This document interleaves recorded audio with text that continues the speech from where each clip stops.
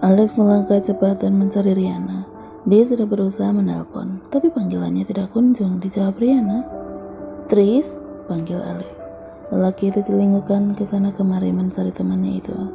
Langkah Alex terhenti kala melihat Riana bersama seorang laki-laki bule yang dia kenal sebagai Eric Jenkins.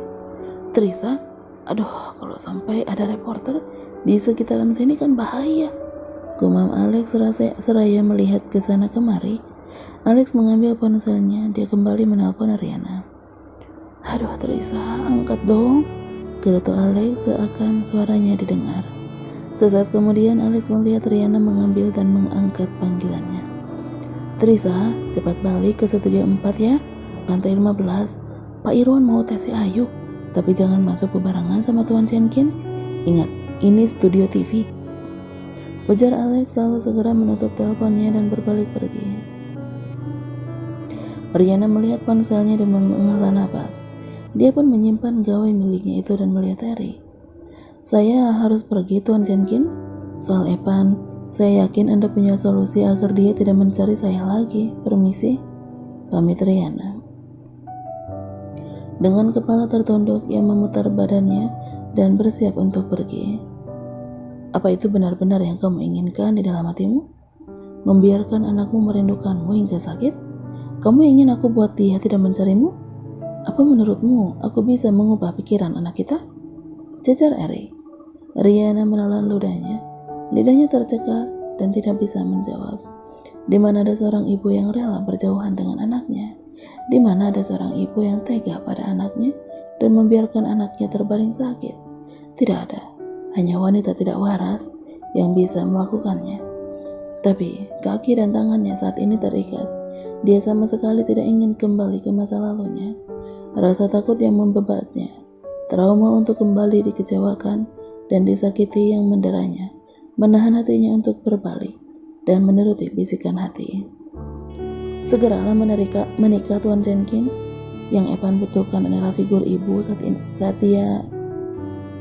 Apa menurutmu itu mudah? Menerima wanita lain sebagai ibu, sementara ibu kandungnya masih ada, adalah hal tersulit bagi seorang anak. Apa kau tahu itu?" Riana memutar badannya. Dia menatap Eric dengan tajam. "Bukankah Anda sendiri yang mengatakan kalau Anda akan mencarikan ibu yang pantas untuk Evan? Karena saya tidak layak? Saya sudah melakukan apa yang Anda inginkan, menjauh dari Anda dan juga Evan, serta tidak lagi. Ana, tolong, aku mohon kepadamu. Aku sungguh menyesal atas semua apa yang aku lakukan kepadamu. Aku salah, aku benar-benar bersalah.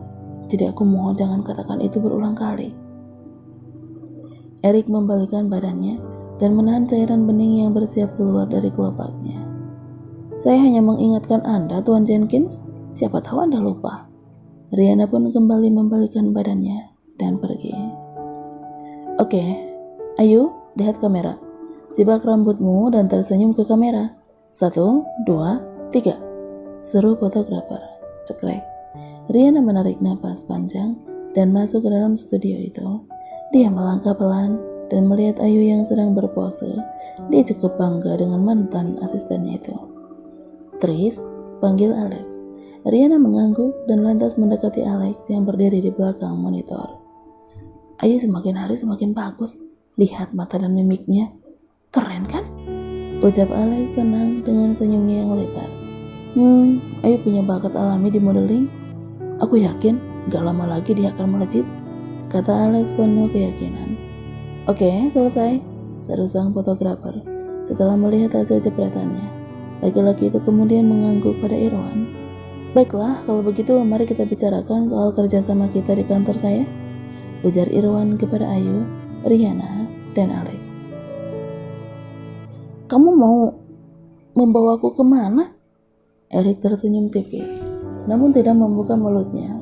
Tangannya pun terus saja memegang tangan Riana. "Tuan Jenkins," Eric menghela napasnya dan melihat Riana. "Panggil aku Eric. Aku bukan orang lain, Ana. Kita akan pergi ke tempat di mana hanya ada kita bertiga." "Kita bertiga?" Eric mengangguk. Dia mengusap punggung tangan wanita itu dan tersenyum. "Evan, sekarang dia sedang di perjalanan ke sini." Riana terperangah. Mr. Jenkins, kau membohongiku? Seru Riana seraya menegakkan punggungnya. Uraian senyum Eric tetap tidak pudar.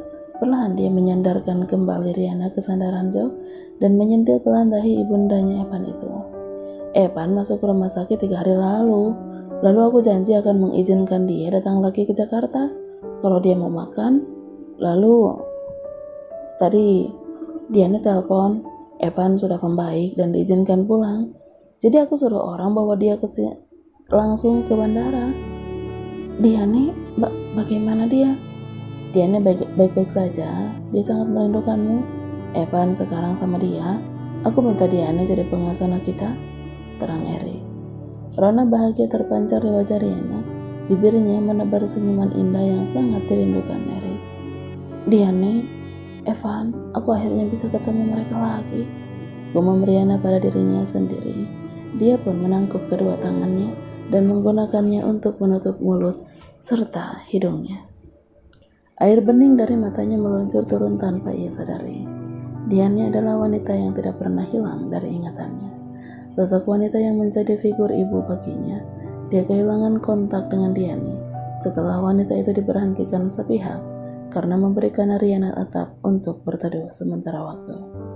Riana tidak bisa menghubungi Diane karena wanita yang menjaganya itu dikatakan tidak lagi mampu membayar tagihan telepon dan terpaksa harus kembali ke desa. Kamu senang? Riana menoleh dan mengangguk. Aku sangat merindukan mereka berdua. Diane, karena dia harus. Riana kembali memutar kepalanya dan melihat keluar jendela. Eric melipat bibirnya bila mengingat hal itu. Dadanya kembali sesak kala itu. Dia tidak sanggup melawan ibunya. Dia terpaksa membiarkan wanita yang telah mengasuhnya sejak kecil itu dipecat dan pergi dengan tangan hampa. Banyak hal yang telah terjadi saat itu. Aku terlalu lemah untuk membela Diane. Sejak kecil, Diane lah yang membesarkan dan memberiku kasih sayang yang tulus. Dia tulus merawatku, bukan hanya karena gaji. Dia merawatku seperti anaknya sendiri. Bukan hanya aku, tapi juga Amanda, adikku. Cerita Eric. Riana berpaling. Dia menatap Eric dan menemukan ekspresi yang belum pernah ia lihat sebelumnya. Perlu waktu 3 tahun lebih untuk bisa menemukan lagi. Aku bersyukur karena aku masih mendapat kesempatan untuk menebus kesalahanku yang dulu. Kesalahanku padamu, Evan, dan Diane. Aku tahu kenangan pahit itu tidak akan bisa sirna, tapi aku akan berusaha mengobati setiap luka yang sudah aku buat di hati kalian. Aku banyak bicara ya. Riana terenyak. Tidak bisa ia sangka bahwa dia juga merasakan ketulusan di setiap ucapan pewaris The Royal Group itu. Kenapa? Apa aku semenarik itu, Nyonya Jenkins? Sehingga terus menatapku seperti itu. Goda Eric dengan kerlingan mata. Riana menipiskan bibirnya dan mengalihkan perhatiannya. Namun, Eric tiba-tiba menarik tangan Riana. Tangan besar laki-laki itu dengan cepat memegang sisi wajah sang desainer, lalu menyatukan bibirnya dengan bibir wanita itu. Mata Riana melebar sempurna, dia terpaku bergeming. Tubuhnya seolah tidak lagi miliknya, kata hati dan pikirannya bertolak belakang. Beberapa saat kemudian mata Riana ikut tertutup. Dia menikmati setiap helaian lembut dari bibir Eric. Tangannya pun perlahan merenggang, tidak lagi mencengkeram tangan Eric yang menggenggam tangannya. Sang sopir yang melihat adegan itu pun memutar spion mobilnya. Dadanya menderu dan meringis merindukan istrinya. Tapi sayangnya istri yang ia rindukan hanya ada dalam angannya, karena sampai saat ini ia masih menjomblo. Sementara itu di ruangan tamu, raung tangis tiada henti memenuhi ruang tamu itu. Asisten rumah tangga di kediaman Irwan yang ditempati Xianli mencubit di balik tembok pembatas, mengikuti mimik keponakan majikannya. Li, sudah jangan nangis terus, bujuk Wendy. Eric, aku benar-benar enggak menyangka dia sampai melakukan itu, Tante. Wendy dan Irwan mendesah. Mereka juga tidak menduga bahwa akan terjadi hal seperti ini. Wendy lantas melirik tajam pada suaminya. Dengan tatapannya yang ia menyalahkan Irwan. Apa salahku? Memangnya aku tahu kalau bakal jadi seperti ini? Dulu waktu aku bantu keponakanmu ini supaya tidur sama Erik, aku kira karena mereka benar-benar sudah dijodohkan dan si Alni ingin mempercepat pernikahan. Mana aku tahu kalau ternyata bukan begitu ceritanya. Ketes Irwan dan memalingkan wajahnya. Wendy mengepalkan tangannya, bibirnya berkerut kesal. Seperti halnya si Anli, istri Irwan itu pun lantas kembali melihat keponakannya. Sian, apa selama ini Erik selalu begitu atau sejak dia kenal sama si Jalang itu? Sianli menunduk, air matanya menetes. Dia pun mengangguk beberapa kali, lalu menyeka hidungnya. Sejak kami bertunangan, Erik berubah. Dulu waktu kami masih bersahabat, ia tidak sedingin ini. Tapi setelah kami bertunangan, dia jadi sangat dingin. Bahkan aku sampai bisa menghitung beberapa kali kami berpegangan tangan. Aku benar-benar kalah dengan wanita itu, isak si Henry. Wendy menghela napas. Dia pun mengusap lengan keponakannya itu dan membelai rambutnya penuh kasih sayang. Sian, sebentar lagi kalian kembali ke Uga kan? Kamu masih punya banyak waktu untuk merebut dia lagi, seperti kamu merebut dia dari Riana. Hibur Wendy. Sianli seketika mengangkat wajahnya dan menatap adik tiri ibunya itu. Tante, Trisa itu Riana, sentak Sianli. Mata Wendy membulat, mulutnya terbuka. Ia pun memutar kepalanya melihat sang suami. Melihat ekspresi suaminya, Wendy kian terkejut. Dia memandang punggung Sianli yang kini sudah berdiri di depan pintu taman, lalu mengerjap. Trisa adalah Riana? Lalu jadi waktu kamu minta Trisa bikin gaunmu, kamu tahu kalau dia itu Riana? Dan permintaanmu agar Glamor Rose Jakarta yang membuat gaun untuk Galaga nanti juga adalah idemu? Tanya Wendy dalam keterkejutannya. Irwan berdiri dan beranjak dari sana, meninggalkan Wendy yang terbengong dan menanti jawaban dari Sianli. Tidak mendapat sangkalan dari Sianli, Wendy pun mengerutkan bibirnya. Dia berdiri dan berkecak pinggang dengan satu tangannya menunjuk-nunjuk Sianli. Kenapa kamu bodoh sekali Sianli? Kalau kamu tahu Trisa itu mantannya Erik, kenapa kamu malah minta dia yang bikin gaunmu? Apa kamu kehilangan otak jeniusmu itu, Lily? Sarga Wendy. Mendengar omelan Wendy di saat hati dan pikirannya kacau, membuat darah Sianli mendidih. Dia pun berbalik dan menatap tajam istri Irwan itu. Siapa kamu berani mengajari saya? Sebelum kamu mengajariku, ajari dulu dirimu sendiri, amuk Sianli. Sianli, aku ini tantemu. Terus, kenapa? Bukannya kamu sendiri juga sama? Kemana otak akuntanmu kalau kamu masih bisa dibodohi suamimu yang mata keranjang itu? Yang suka menghamburkan uang untuk perempuan-perempuan jalang di luar sana, hah? Lily, jaga mulutmu, pakik Wendy dengan napas memburu dan mata memerah. Sianli menyeringai, perlahan mendekati direktur Lee Crop Indonesia itu. Kenapa? Bukannya kamu yang memulainya?